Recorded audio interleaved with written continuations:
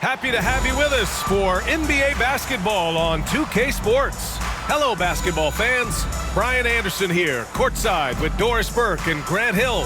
Our reporter is Allie LaForce. And as we start up the new year, here's a glimpse at the new power rankings. You look at Indiana, they've risen to third in the latest power rankings, playing well as of late. I think for Mexico City, they've exceeded expectations, and that's still putting it lightly.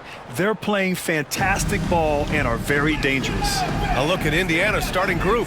They've got Bradley Beal, and it's Pettit in at the 4. And for Mexico City, we've got Smith, and it's Johnson in at the point. Well, Grant, we're near the middle point of the year now. At what point do coaches start looking at limiting the minutes of their stars? You know, each game is really the determining factor for how that plays out. So, when possible, you keep yours in there for close games and get them some rest when the outcome isn't in question. Pass to Jones. Back to Johnson. And here's Gasol. Shot clock at 6. Here's Pippen. On target from range. And that MSHTV stands for Middle School Hoops TV, obviously. And of course, nobody is in middle school in this league, but the concept of the brand and the jerseys, it's like they almost like they made it. It's damn near like they made it, bro. Because this is their first time in the league. It's their first time like having like a real team put together, and they're number 3 in the whole league. We're a few games behind them. They just have a really cohesive team. It's a little similar to the Overtime Elite, but even better. They're even better than them. So we definitely got to stay on our toes. But I just fuck with the jerseys, man. I like the concept. It was one big exclamation point. So here's Price. They set the pick. Second shot opportunity. Just 4 to shoot. Boy, just 1 for 4. A little brisky right now. And it's out of bounds to Indiana. Just about halfway through the season. Let's take a look at the East. You look at Indiana, they're currently holding on to the 3rd best record in the conference. when I look at Indiana, I recall them having a lot of naysayers at the start of the season, but now they may not have any. This team is ready for a deep playoff run. Well, this is their goal. There's no doubt about that. For what many expected of them so far, they have not disappointed. I think a lot of the youth movements in this league right now are doing pretty well. As you can see, they have EYBL, Simeon, Overtime, MSHTV. They're all like in the top 10 of the whole league. I don't know how, but it's really all them working together as a team as far as how they play, just fitting and no one stepping on each other's toes.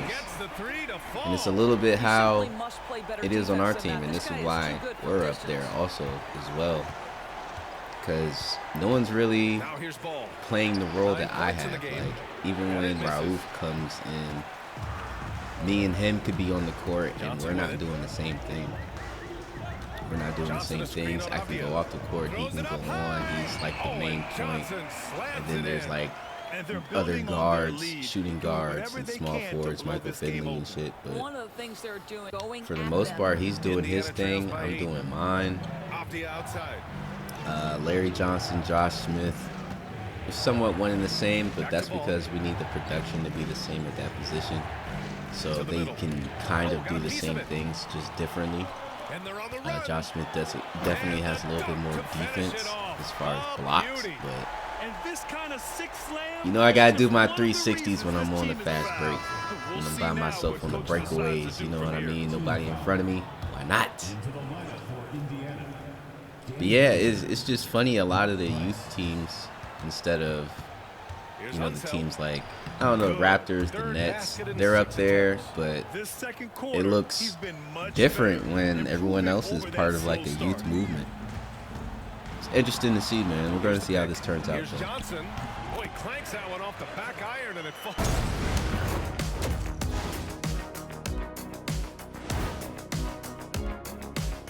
Thanks for tuning in. With half the game in the books, a bit of ground to make up for Indiana. They're playing too casual, not being aggressive, not getting to the line. They're doing some other things well, but not that. You know what I'm looking at? Free throw disparity. That's a difference in the game. And let's move on and see the top vote getters in this year's All-Star race. Can't tell too much from early numbers, but the All-Star picture may be coming into focus a little. I'm definitely not surprised by these names. Yeah, because it's just a popularity contest right now, and they haven't been playing for long. Thanks, as always, for watching. Let's head back to Brian.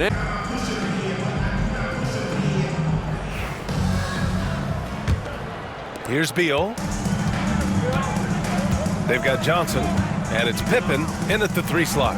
And that's the group for Steve Kerr as we begin the second half. And it misses. And I'm surprised that didn't go down. I mean, I'm sure he is too. Jones finds Johnson. That's good, and it's Jones with the assist. As good as this team is, this honestly feels like cake. I'm not even going to lie to you. This feels way better playing them than OTE. OTE was a little challenging. They got Ralph Sampson. I don't know, man. It was just a pretty talented team, David Lillard and all them. But I don't know, there's something about this team right here, this MSH team. I'm not really worried. Mark Price isn't stopping nothing, as you can see. You know what I'm saying? They have Wes Unseld as the center. Not saying he's bad because he's a legend, but you know, Paul Gasol is doing his thing. Josh Smith can guard Bob Pettit, even though he's at 86. You know, they got Denny Avia, who's somewhat guardable, especially in this league. And Danny Granger, who again, Scottie Pippen can stop. Melo Ball, who's like mentally right now still at MSH, even though he's about to push 30. You know, he's still taking one-legged shots like he's about to go for 90 points again in high school.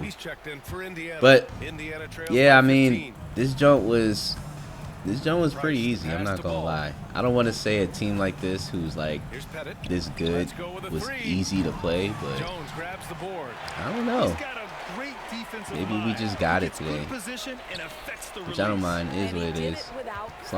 As long as we get that dub, I'm not complaining. And it's good for 2. I'll tell you, the team is simply riding. So Mexico City wins it. Even early on in this game, they appeared happy to be playing at home. And it makes a huge difference.